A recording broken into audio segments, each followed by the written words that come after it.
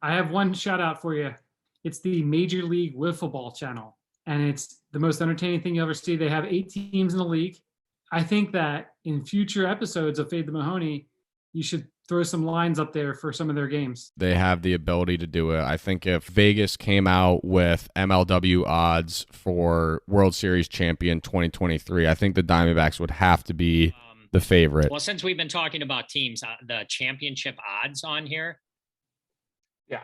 Okay. So plus 225 on the Wildcats. Plus 200 on the Diamondbacks. Hey, welcome back to Fade the Mahoney. We're going to do over the next several weeks, we're going to break down some of the postseason awards and the odds that go along with them. We hope very much to have special guests join us for each and every one. We figured for the first postseason awards preview show, we'd have the first guest that we ever had on from Major League Wiffle Ball, and that's Drew Davis. Drew, how's it going, buddy?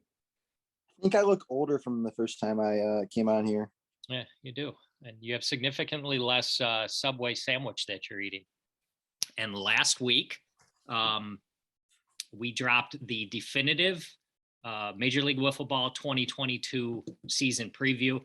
Oh, yeah, I remember that. That was a good Sammy. At least the last time I've had Subway. Like I said, we're going to do a few of these over the next few weeks. We're going to try to keep them short. 10 minutes is our goal. So we're going to try to move it along quickly. But before we get started, Drew, can you share with us and the world, how does it work as far as how do people win? How does it work? Sure. So it's changed a little bit over the years. So when I first got into the league, it was strictly a players thing. So we were all asked like who we thought should win each award, and just kind of based. And I don't even think it was like everybody. I think it was kind of just the main guys, like the people who came the most and the people who showed up the most. That was probably up until like I would want to say like 2019 maybe. I think, and then we started doing fan voting. I think like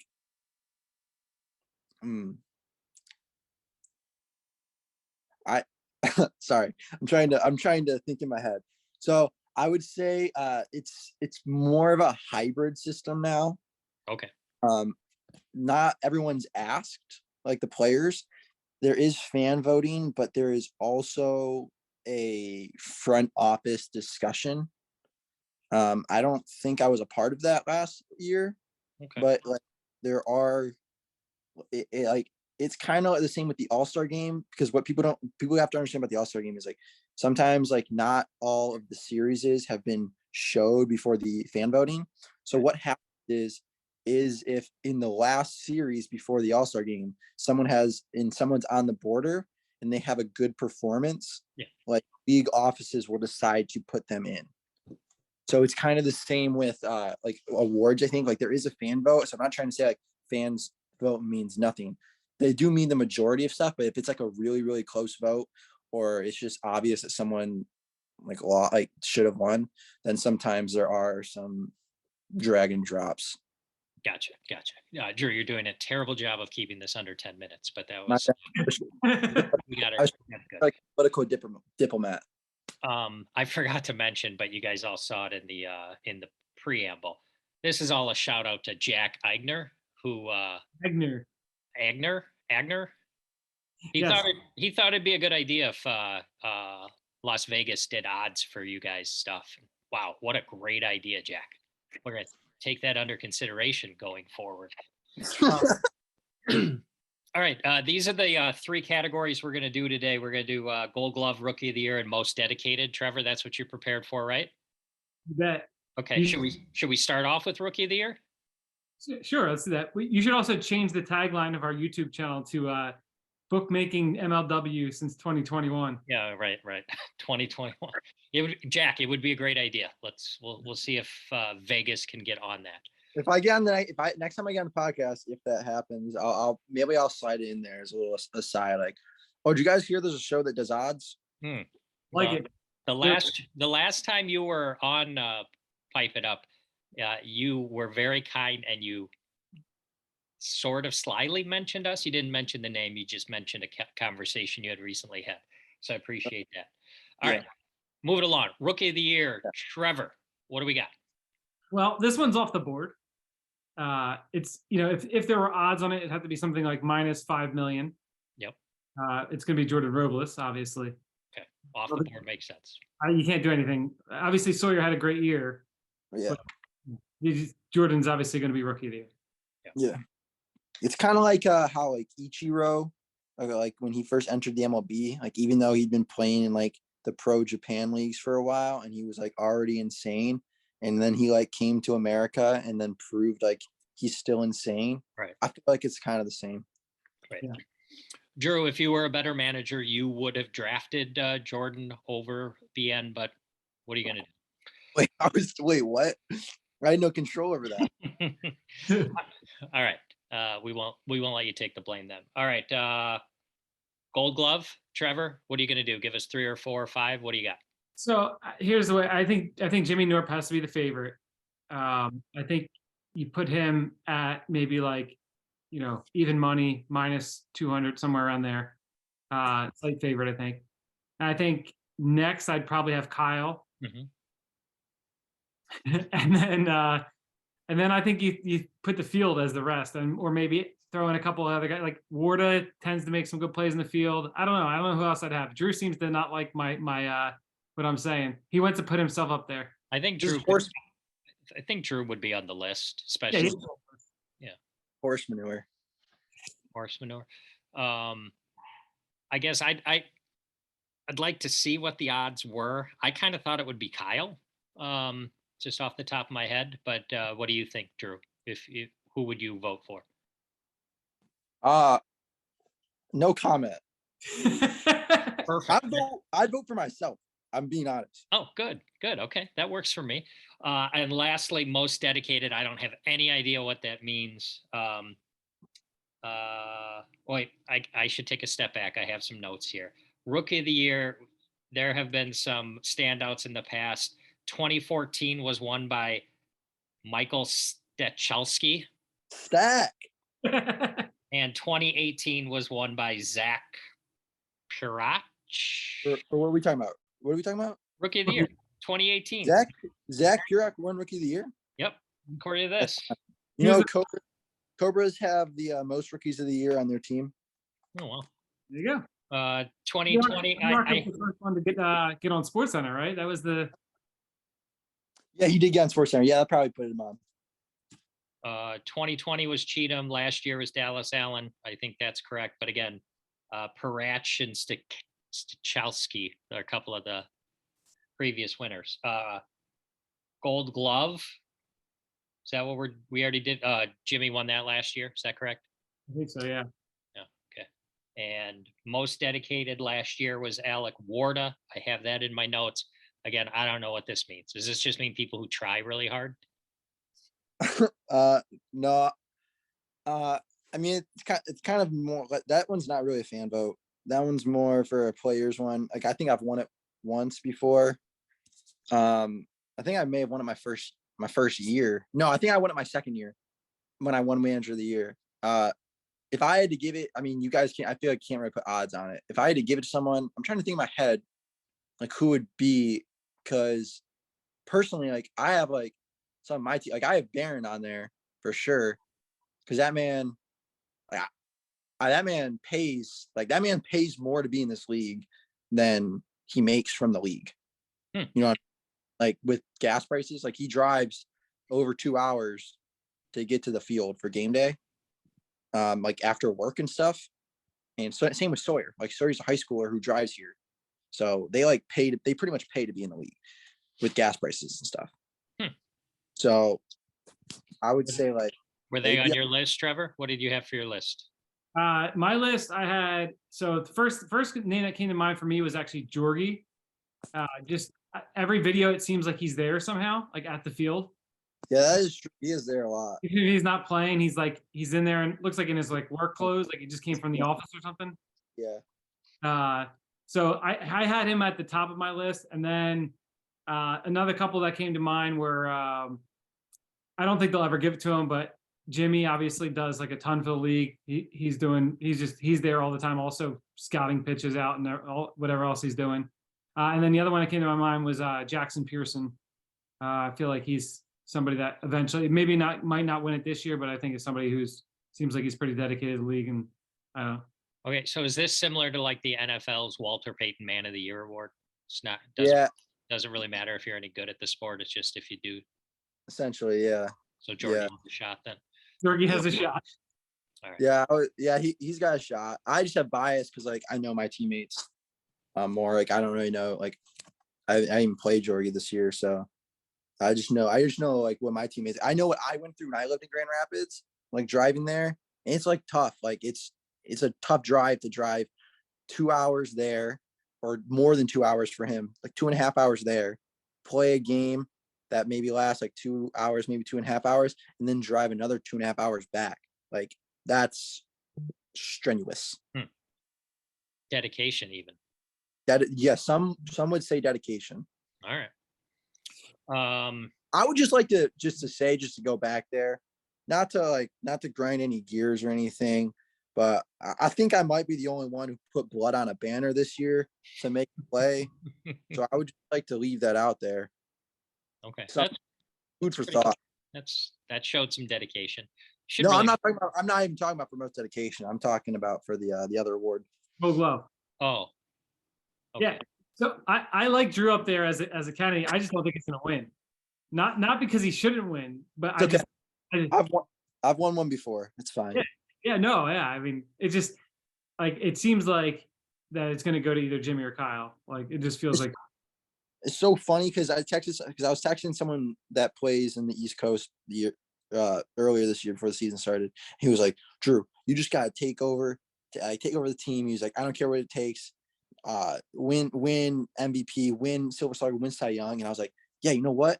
I'm gonna win Cy Young this year. And then after the first series, I was like, all right. And then when I was listening to your guys' odds, I heard you guys like I wasn't even like listening to Cy Young odds. And I was like, fine, watch this. And then you guys did watch it. I was like, shit, yeah.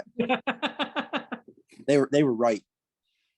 I think I did have you in the odds because I think I might have actually had you at the same as Ryan, and then Ryan thought that was hilarious. Yeah, I think thousands. I was like, whatever. I think you were right above Ryan because that's what really angered him. I think. Yeah, I shouldn't. Editing department will drop that in the whatever that was.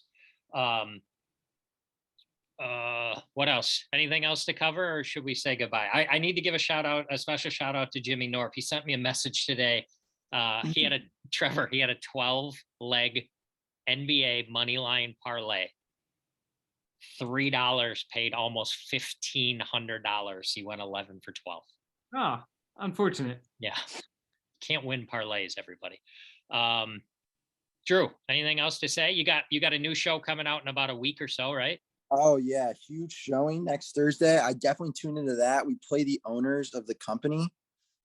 Very controversial pick. If you see all the comments, they don't think we're gonna win. The owners even called us stupid for picking them out. So I'll watch it. I personally knew it was probably not the best decision in terms of like who we were playing on a competition level because they are good, but they're like I wanted to play them. They're like my idols. So. And all you got to do is score one run, and it's a blowout in that league over there, right? It's the hitting's getting better. I will say that my pitching performance it was better than I expected to do. So, not this upcoming game. I meant like so far in the tournament. Yeah. But no, it's a good game. I would tune in. It's okay. Fun. That's warehouse something or other, blitz ball. Yeah. Warehouse games. Okay, yeah. Cool. All right. This is going to be part one of our preview of the awards season. We'll be back. Different awards, different guests, hopefully next week. Sound good, Trevor? I want to get a pick in. Yeah, get a pick in. Drew, what sport? Lock of the week, NFL this weekend. What's your lock? NFL? I'm going to take the over on Justin Fields' passing yards. That's my lock. Okay. He's probably not playing, but okay. Wait, what? What are you talking about? Who's their quarterback? That's so great. What? Okay. Oh, okay. You know what? I won't make an NFL pick then. Can I just tell you a quick betting story that happened to me over the weekend? Absolutely. So I was at work, right? And I work at GNC, and the Ohio State Michigan game was on. And as you may not know, I am a Buckeye fan through and through. And we were talking about the game, and earlier that day, I had lost a bet to my coworker already about how many shipments we were going to have. So he wanted me to get him water. And so the Ohio State game came up, and he was like, "Do you want to bet on the game?" And I was like, I have a good feeling about Ohio State. And he was like, "Do you want to bet on it?" And I go, "Well, let's hear it." And he was like, "Okay, double or nothing. So either you got give me 2 drinks, or you don't have to give me anything." He goes, and I'll just go straight bet. And I go, "You want to straight bet Ohio State versus Michigan?" He goes, "Well, what's the line?" And I was like, "I think it's like 7 points." He goes, "It's only 7?" And I go, "Yeah." And he goes, "You can take Ohio State, but I'm going to need 14 points." And I go, "You want 14 points? You want 14 points?" And I was like, "How about 10?" And he was like, "No, I need 14. I need 2 touchdowns." And I was like, "Then I'm not betting on that. Are you crazy?" And he was like, "Michigan hasn't won in 20 years." And since last year. well, at Ohio. Oh. At Ohio. And so I was like, "I'm not taking that bet." Sure enough, he ended up looking like an idiot because Michigan won by like 20 points. Yeah, And he could have laid the 14. Even though I was hurt that Ohio State lost, I kept rubbing in his face. I was like, "Do you know how stupid you look? That's You great. wanted 14 points. No, get out of here." All right, so that's your lock of the week. Losing a bet really badly that never got placed on a double or nothing for a bottle of water. Lock of the week: USA over the Netherlands. Love it. Let's go. All right, Drew. Thanks, buddy. You're a lifesaver. Yeah, no problem. All right, good gambling, everybody. Peace. All right, it's time to get back on track this week. It's been rough. Been on a big losing streak. But we got to go in back here. So I'm going to go with the team. I'm going to go with the Seattle Seahawks, -7.5 against the Los Angeles Rams. Rams just have no one. Don't have Stafford, don't have Cup, don't have Allen Robinson, don't have Aaron Donald, don't have their tackle. They're just injured, so I think Seattle's just going to crush them. Hopefully they can get 7.5. Here, Trevor was the only winner last week again. Cardinals +4.5. They only lost by 1. I had a fantastic pick with the Falcons and lost. So I'm down to 4-8. Trevor's up to 5-7. Edonk pushed with the Eagles -7. He's at 6-4-2. And we're going to let you go first again, Trevor. What do you got? I'm on fire right now. All right. I looked at these lines. I looked at these lines in depth, as I usually do, and one line stuck out to me very badly. Okay. The Vikings, right? At home. They have a good record, right? They do. They won a lot of games. They won a lot of games. They're facing the Jets, and they're only 3-point favorites at home. That feels like the college bros want the Vikings. That line smells. I'm going to take the Jets. Yeah, that line smells. That's like the Pac-12 championship game on Friday night where USC is only favored by 2.5. Bookies aren't your friends. They don't give you free money. So there's no reason for that one. All right. So you're on the Vikings Jets. What's that? I went the Jets. Oh, I should probably pay attention when you talk. So you're taking the 3 points because it should be 7 points. Right. JETS, Jets. All right. We got you down for that. We'll talk to you next week, Trevor. All right, buddy? All right, later. See ya. All right. Edonk and I are back to finish up the NFL portion of the show. To recap, back-to-back weeks, Trevor is the only winner. Trevor's up to 5-7. I dropped to 4-8. Edonk had his second push of the year at 6-4-2, and Lucas on a little bit of a heater. He's won 2 of his last 3. He's up to 5-8. Catch up on all that. Edonk, Trevor took the Jets, just so you know, because that line doesn't make any sense. It's pretty sharp, taking a 3-point dog when they should be getting 7. So that's what Trevor took. Who do they play? They're at the Vikings. All right, I'm gonna go.